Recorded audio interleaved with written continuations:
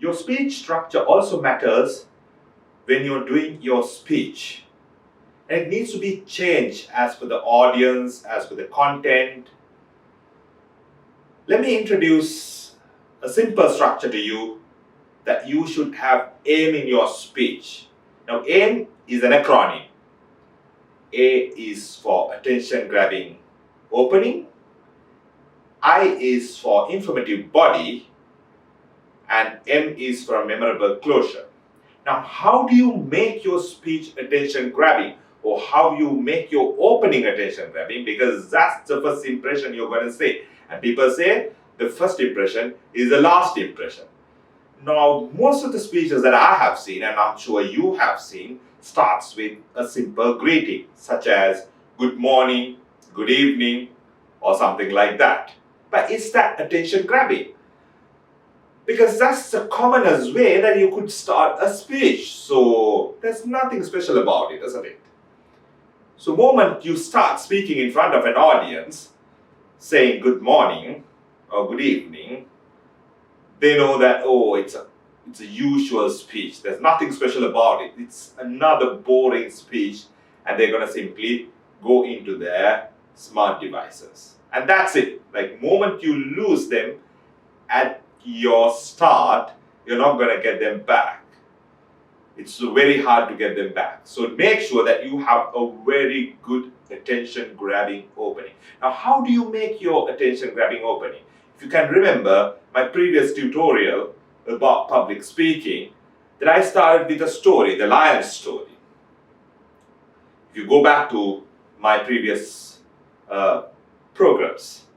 Now, that lion story is a story that brings attention, and immediately audience would wonder, oh, what's this guy talking about? He's talking about a lion, he's talking about a battle, he's talking about a human, he's talking about Rome. He's supposed to talk about something else. He's supposed to talk about how to prepare for the speech, but then he's talking about some lion somewhere. So immediately people will give you attention. Or you can bring in some humor or some anecdote, some quotation from someone like someone very popular.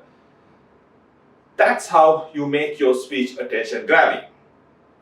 And then you go to the informative body. Now, the information, what type of information you should have in your speech.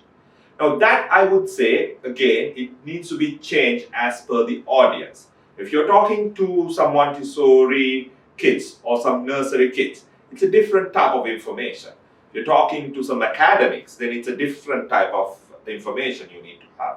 If it's like a political speech to a variety of audience, then it's a different content. For an example, I could talk about London, the same topic, but depending on the audience, you need to change the information, how you bring in your information.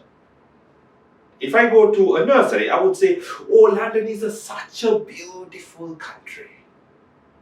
So it's a delivery changes, and the way you say it changes.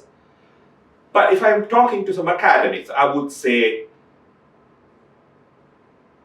the tourist magazine on such and such a day, such and such a volume says London is the most beautiful city in the world. So I bring in some citation, I bring in some reference.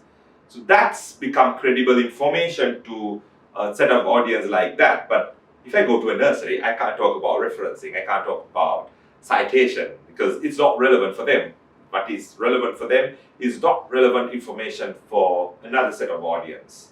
So we need to understand that and bring in relevant information, the up-to-date information to your speech. And then you go to the memorable closure. Now, how do you close your speech? The ending is also very important. The commonest ending that we would have seen is the speaker would say, thank you very much for listening. Or do we have to really do that? I don't think so. If your speech is good, if there's important information, the audience should thank you, but you should not really thank the audience. But on the other hand, it's not really anything memorable, because there's nothing new about it. Everybody, 90% of the speeches, they say thank you very much for listening. Thank you very much for giving attention. So that's again a very boring way, and no one would remember that kind of ending. But what you need is, okay, after listening to the speech, what's the take-home message? Or what's the call to action? Or maybe some quotation? Or maybe wrap it up with whatever the story you brought in at the beginning. Now, if you can remember my speech about how to prepare for a speech, now there I brought in Lion's story as an attention-grabbing opening, and then I wrap it up with a connection to the same story, and then the rest of the information is sandwiched inside. So there's a connection between the beginning, body, and the ending. So if you have aim in your speech, you will deliver a memorable, attention-grabbing speech.